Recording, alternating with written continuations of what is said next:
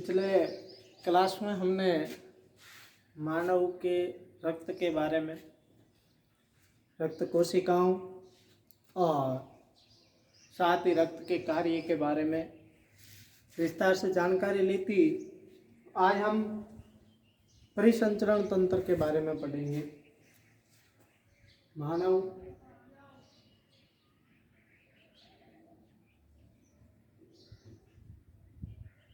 परिसंचरण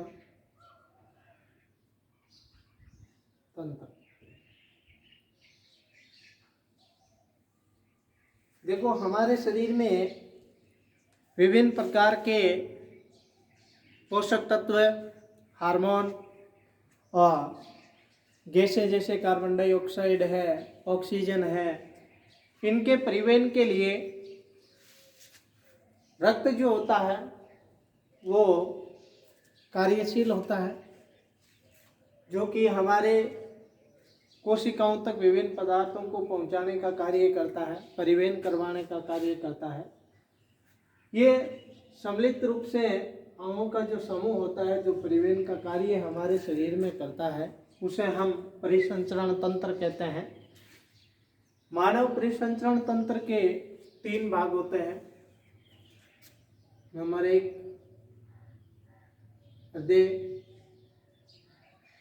नंबर 2 रक्त और नंबर 3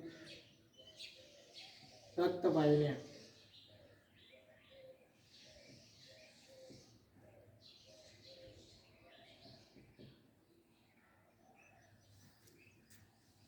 मानव में बंद प्रकार का रुधिर परिसंचरण पाया जाता है, यानी जो परिसंचरण होता है अर्थात रुधिर जो है विभिन्न पदार्थों का परिवहन बंद नलियों के रूप में करता है।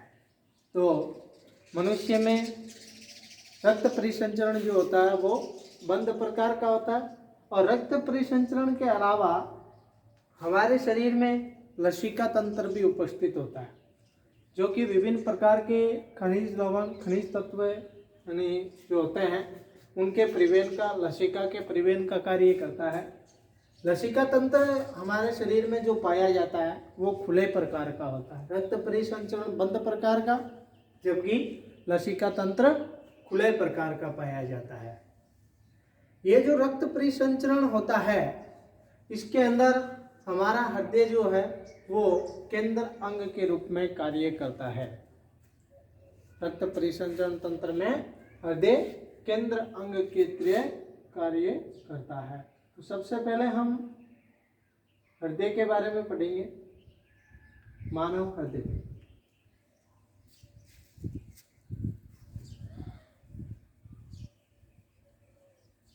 परिसंचरण तंत्र का पहला पद या केंद्र अंग हृदय।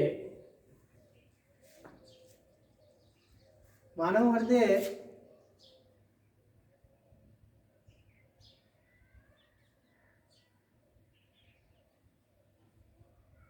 एक पेशी है, या हम कह सकते हैं पेशीय अंग है। ये एक प्रकार की पेशी ही है। हमारा हृदय जो है वो क्या है? पेशी है। ये कोमल, मांसल व बंद मुट्ठी के आकार का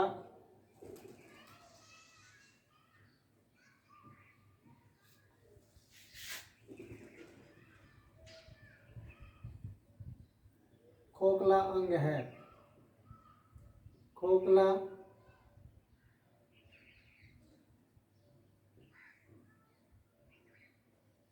लाल रंग का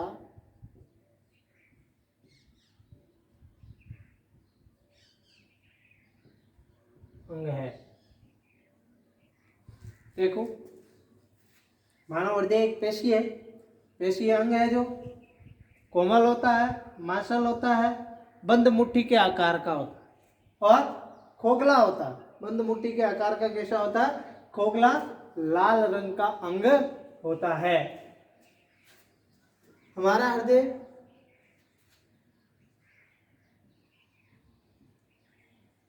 4 कोष्ठों में बंटा होता है।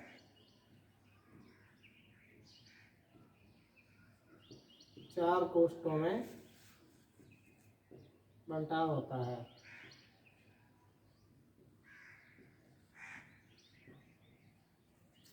देखो, ऊपरी 2 कोष्ठ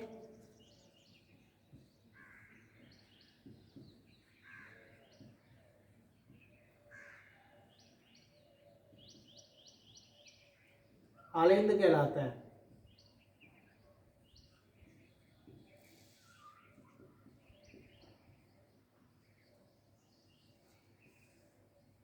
और निचले 2 कोष्ठ नीले कहलाते हैं।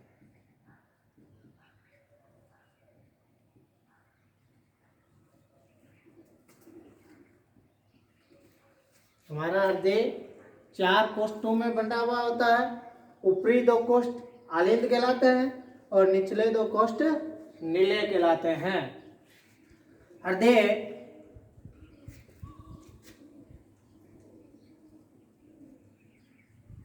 हृदय पर दोहरी भित्ति युक्त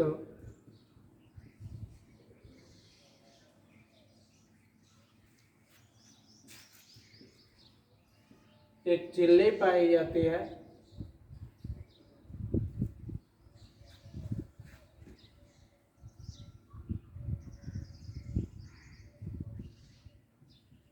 जिसे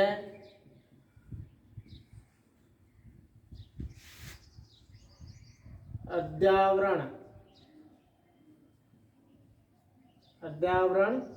कहते हैं। यानी कि हमारा जो हार्ट होता है उसके ऊपर क्या होता है कि 2 झिल्ली युक्त आवरण पाया जाए। दोहरी झिल्ली युक्त क्या पाया जाएगा? आवरण पाया जाएगा। जैसे हम क्या कहेंगे? हृदयावरण कहेंगे। मतलब कहने का अर्थ यह है कि मनुष्य के हृदय के ऊपर जो आवरण पाया जाता है वो डबल लेयर्ड होता है, द्विव आवरण होता है, द्विव आवरणी होता है। हृदय कैसा होता है? द्विव आवरणी, 2 झिल्लियों से युक्त होता है। अच्छा, हृदयावरण में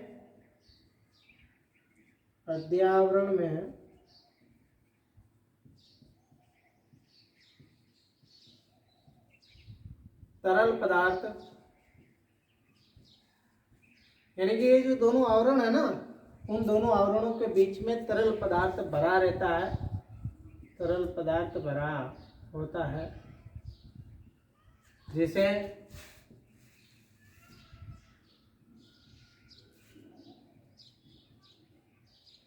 परिहृदिक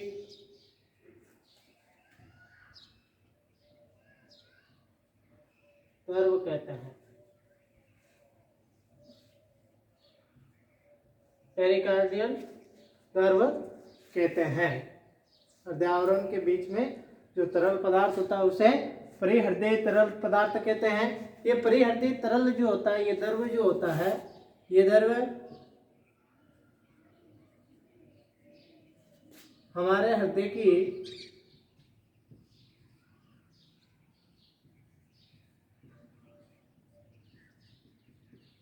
बाह्य आघातों से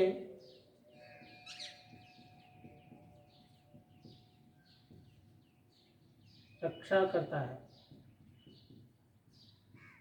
यानी हृदय आवरण के बीच में भरा तरल पदार्थ जो होता है, पेरिकार्डियल जो द्रव होता है, वो हृदय की बाह्य आघातों से सुरक्षा करने का काम करता है। बाहर से जो भी चोट होती है उसको हृदय को उस चोट से बचाने का कार्य परिहृदय द्रव के द्वारा किया जाता है।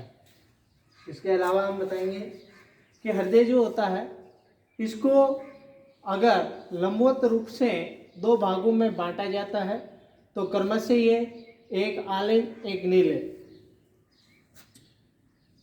लंबवत रूप से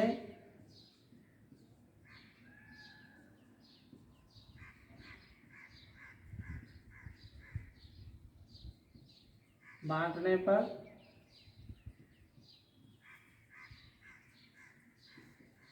बाएं आलिंद नीले व दाएं आलिंद नीले में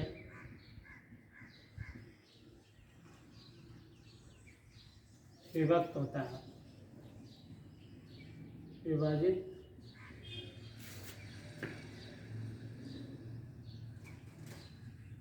होता है। यदि हम क्या करें, ऊपर से हृदय को क्या लंबवत रूप से दो बराबर भागों में बांटते हैं, तो एक आलिंद नीले, दूसरी साइड भी एक आलिंद और नीले, लेफ्ट एंड राइट, यानी बायां आलिंद बायां नीले, दायां आलिंद दाएं नीले के अंदर ये बढ़ जाता है। अब हम बात करेंगे कि देखो कि बाएं और दाएं आलिंद नीले जो होते हैं, इनके बीच में आलिंद से नीले के अंदर रुधिर आने के लिए वेंट्रिकुलर कपाट इसके अंदर, वाल्व इसके अंदर क्या होते हैं, उपस्थित होते हैं।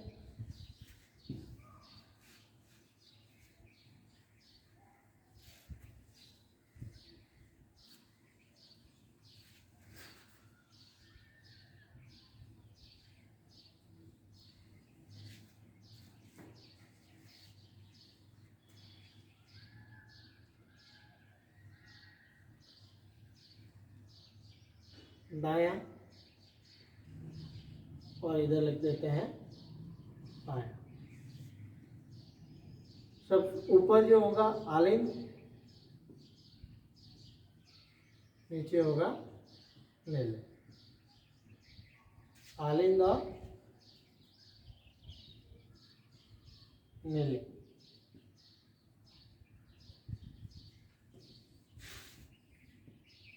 ये देखो कि इस प्रकार से आलिंद से नीले के अंदर प्रविष्ट जो होता है, उसके अंदर क्या होता है कि आलिंद और नीले की भित्ति के बीच में कपाट पाएगा।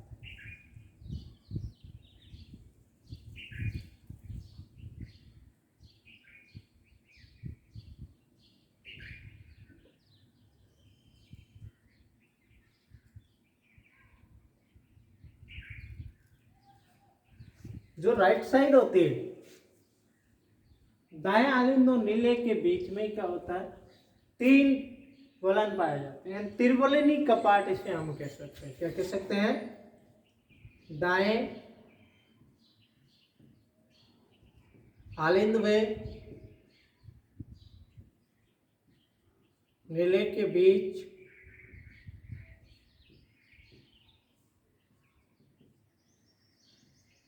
त्रिवलन है,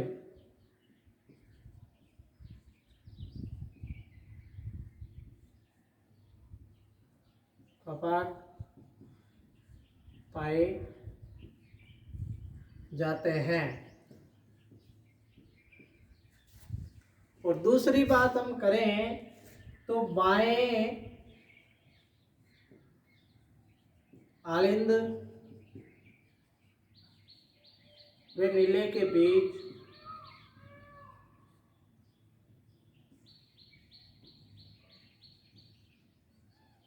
द्विवलनी कपाट पाए जाते हैं।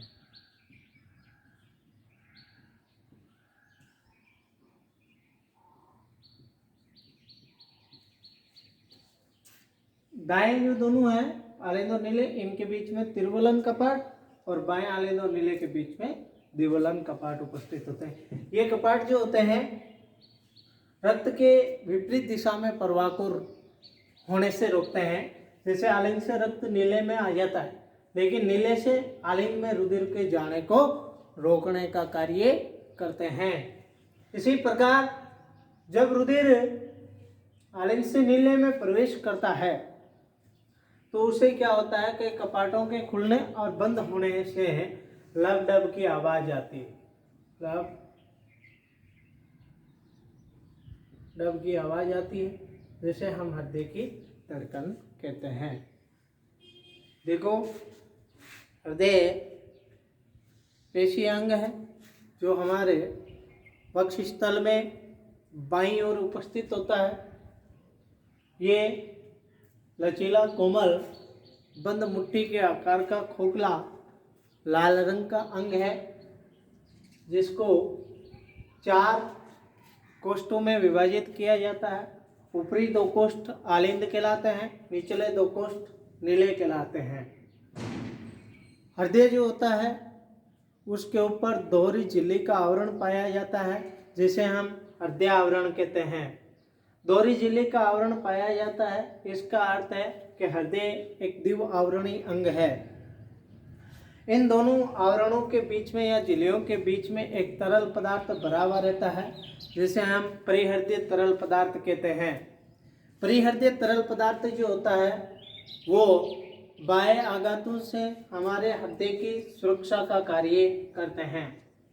यदि हम हृदय को लंबवत रूप से 2 बराबर भागों में डिवाइड करते हैं, बांटते हैं, तो ये एक आलिंद व नीले के रूप में विभाजित होता है।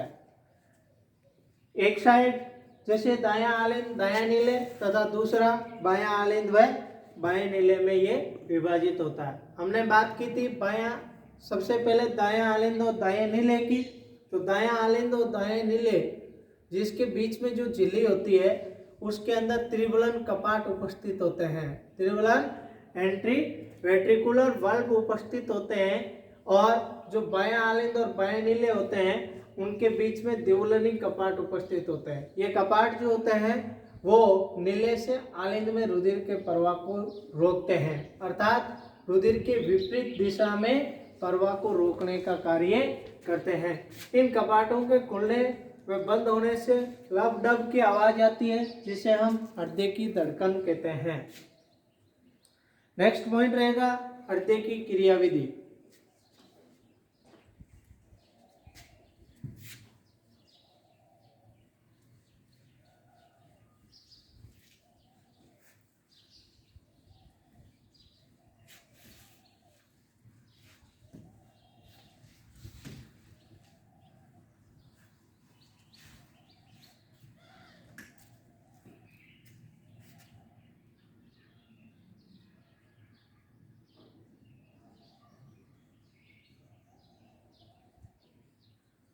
हृदय की क्रियाविधि। क्रियाविधि में देखो कि हृदय के हमने 4 पार्ट पढ़े हैं, 4 कोष्ठ पढ़े हैं। सबसे पहले देखें दायां आलिंद,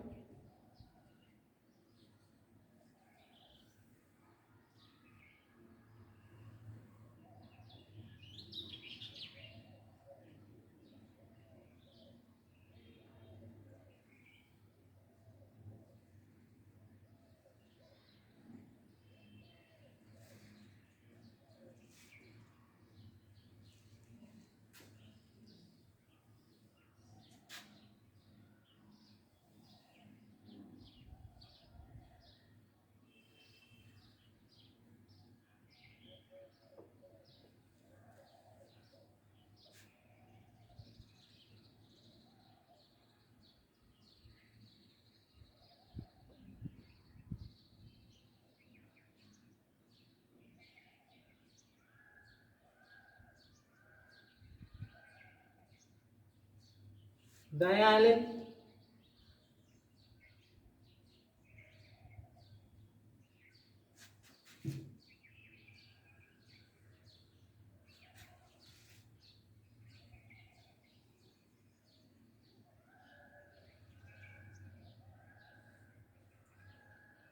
बायां आलिंद।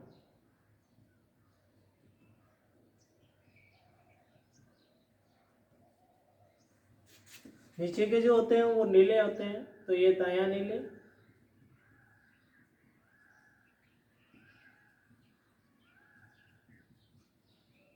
बायां नीले। क्रियाविधि पढ़ते वक्त हम ये बात करेंगे सबसे पहले कि हमारे शरीर में कोशिकाओं में निर्मित जो कार्बन डाइऑक्साइड जो होती है, जिसको हमारा रुधिर हृदय में लेकर के आता है, और कार्बन डाई युक्त जो रुधिर होगा उसको हम नाम देंगे अशुद्ध रुधिर, और जो ऑक्सीजन युक्त रुधिर होगा उसको हम नाम देंगे शुद्ध रुधिर। देखो CO2 युक्त, उसे तो हम कहेंगे अशुद्ध रुधिर, और जो O2 युक्त होगा उसको हम कहेंगे शुद्ध रुधिर। ऑक्सीजन जिसमें घुली होगी वो शुद्ध है, और कार्बन डाइऑक्साइड जिसमें घुली हुई होगी वो अशुद्ध है। सबसे पहले हम बात करें कि हमारे कोशिकाओं में निर्मित कार्बन डाइऑक्साइड जो रुधिर में मिलती है, और वो कार्बन डाइऑक्साइड युक्त अशुद्ध रुधिर जो होता है हमारे शरीर के विभिन्न भागों से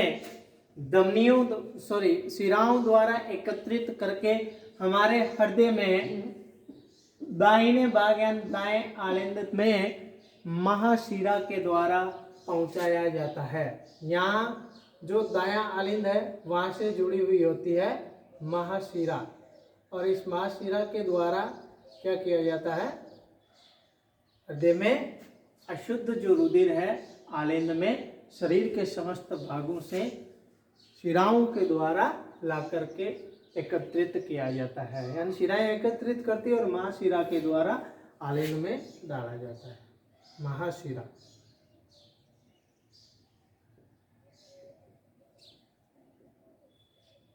यहाँ से अशुद्ध रुधिर जो होता है आलिंद से दाएं नीले में प्रवेश करता है, और दाएं नीले से अशुद्ध रुधिर जो होता है वो फुफ्फुसीय धमनी के द्वारा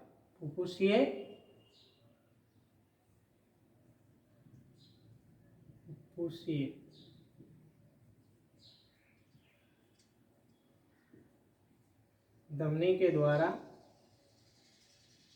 फेफड़ों तक ले जाया जाता है, फेफड़ों में शुद्धिकरण हेतु ले जाया जाता है। फेफड़ों से जो शुद्ध रक्त होता है यानी ऑक्सीजन युक्त जो रुधिर होता है उसको फुफ्फुसीय शिरा के द्वारा बाएं आलिंद तक लाया जाता है। फुफ्फुसीय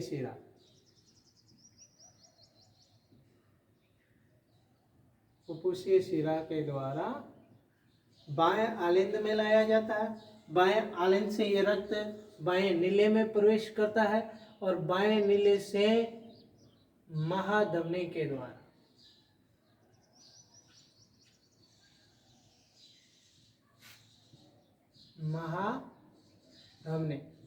महाधमनी के द्वारा इस शुद्ध रुधिर को शरीर के समस्त अंगों तक पहुंचाने का कार्य किया जाता है।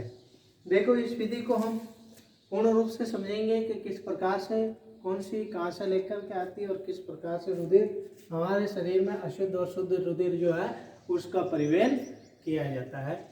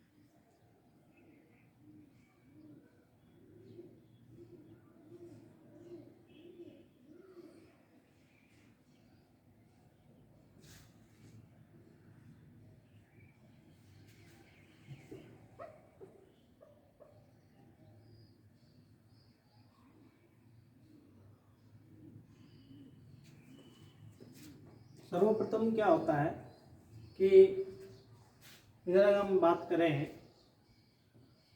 तो शरीर की कोशिका,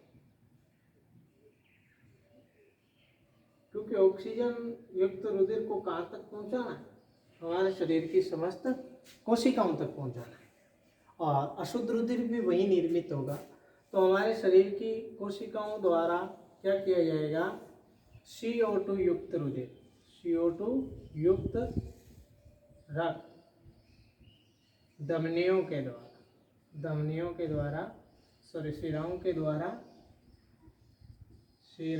द्वारा एकत्रित किया जाएगा, और ये रुधिर क्या किया जाएगा, यहाँ हृदय में ला करके छोड़ा जाएगा।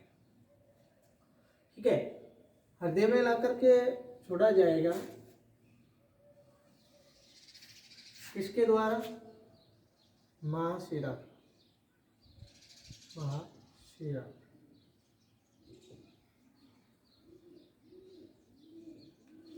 अब यहां से रुधिर आएगा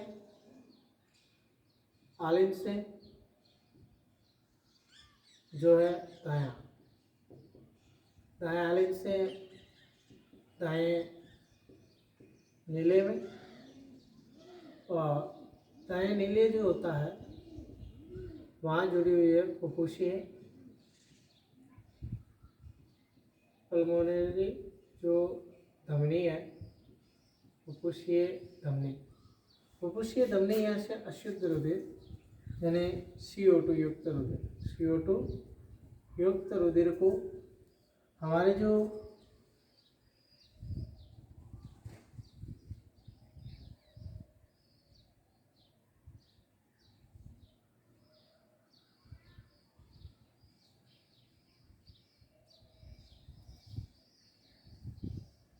फेफड़े हैं,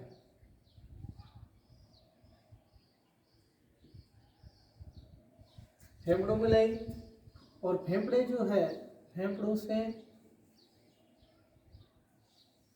O2 युक्त रुधिर यहाँ से आएगी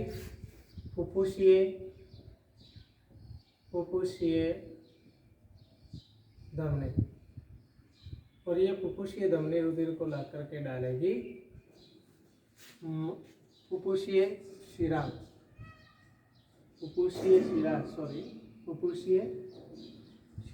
और ये फुफ्फुसीय शिरा जो होती है उसके द्वारा बाएं आलिंग में रुधिर आता है। बाएं आलिंग से शुद्ध रुधिर जो होता है वो बाएं नीले में, और बाएं नीले से यहाँ से महाधमनी के द्वारा O2 युक्त रुधिर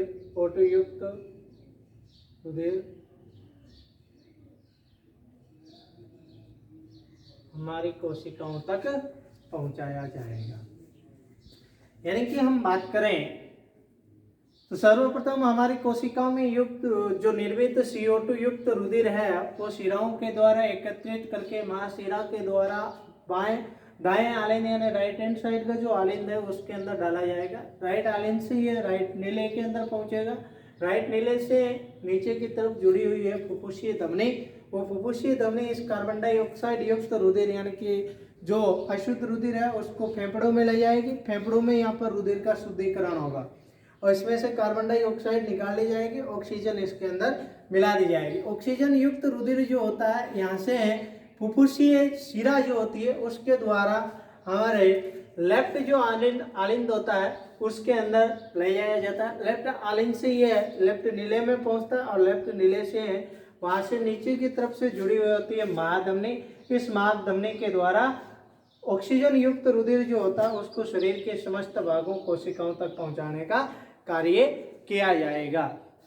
इस प्रकार से ये जो शरीर में जो कोशिका हैं उनसे निर्मित अशुद्ध रुधिर ये हृदय में से वापस फेफड़ों में जाकर शुद्धिकरण होना और फेफड़ों से शुद्ध वायु का ये हृदय से गुजरकर शरीर के समस्त भागों तक परिवहन होने का जो कार्य होता है, इस संपूर्ण जो रुधिर को परिवहन करवाया जाता है, इसे हम हृदय चक्र कहते हैं। और इस प्रकार से हमारे शरीर में रक्त के द्वारा कार्बन डाइऑक्साइड व ऑक्सीजन को परिसंचरण करवाया जाता है, परिवहन करवाया जाता है। हम देखेंगे कि मानव शरीर जो होता है उसके अंदर जो कि एक बार ऑक्सीजन या कार्बन डाइऑक्साइड जो कोशिकाओं तक पहुंचने और ये कार्बन डाइऑक्साइड फुफ्फुस तक पहुंचने के लिए जो रुधिर होता है वो हृदय में से 2 बार होकर के गुजरता है। इस प्रकार के परिसंचरण को दोहरा परिसंचरण तंत्र कहते हैं। देखो, प्रथम बार क्या होता है कि अशुद्ध रुधिर हमारे हृदय के राइट पार्ट से होकर के गुजरता है तथा यह फेफड़ों से होता हुआ पुनः शुद्ध होकर के हमारे हृदय के लेफ्ट पार्ट से होता हुआ पुनः कोशिकाओं तक पहुंचता है। यानी कि एक बार कोशिकाओं तक पहुंचने के लिए, यानी कोशिकाओं से घूम करके फिर हृदय में से होकर के फेफड़ों से पुनः हृदय से होकर के कोशिकाओं तक पहुंचा, मतलब कोशिकाओं तक सप्लाई करने के लिए रुधिर को हृदय में से 2 बार होकर के गुजरना पड़ता है। इस प्रकार का जो परिसंचरण तंत्र होता है उसे दोहरा रक्त परिसंचरण तंत्र कहते हैं। नेक्स्ट पॉइंट जो है वो होगा रक्त वाहिनियां। रक्त जो है उसके बारे में हमने पिछले क्लास में अध्ययन कर लिया था और अब हम रक्त वाहिनियों के बारे में चर्चा करेंगे।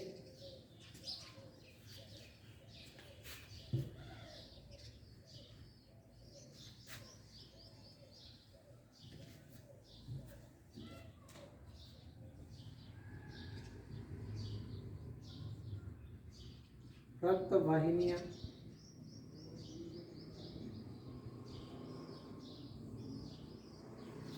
हमारे शरीर में रक्त जो होता है वो खुलाने बहकर के नलियों के अंदर प्रवाहित होता है।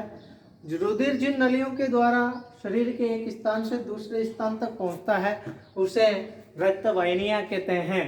हमारे शरीर में रक्त के परिवहन के लिए 2 प्रकार की नलियां उपस्थित होती है, एक शिराएं और दूसरे प्रकार की होती है धमनियां। शिराएं वह रुधिर नलियां जिसके अंदर अशुद्ध रुधिर प्रवाहित होता है उन्हें शिराएं कहते हैं, और वो रुधिर नलियां जिनके अंदर शुद्ध रुधिर प्रवाहित होता है किसे कहते हैं? जिन नलियों में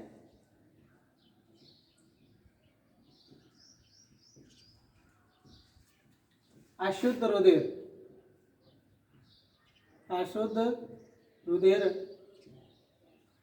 प्रवाहित होता है उन्हें शिराएं कहते हैं, और जिन नलियों में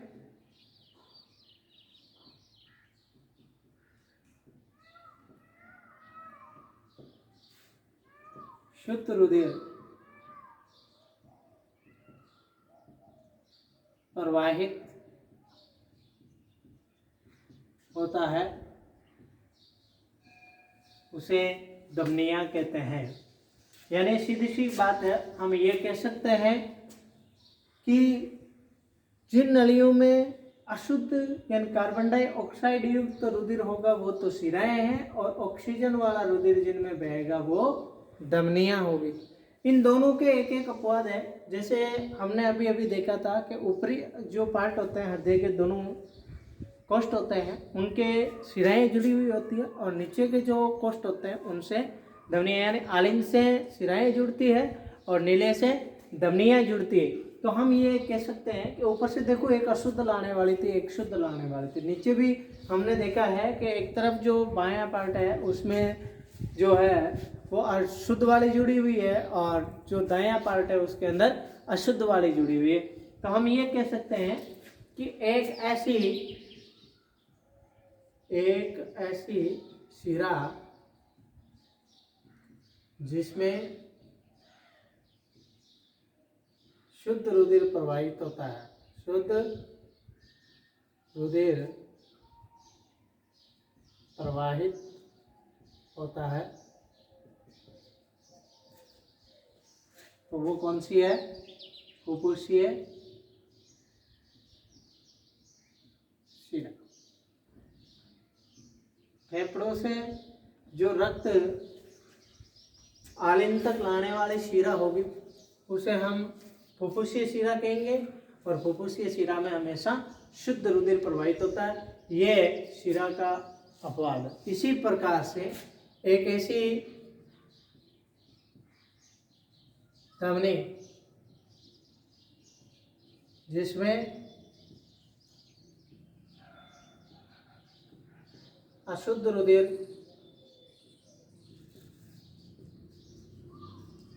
प्रवाहित होता है वो है फुफ्फुसीय धमनी।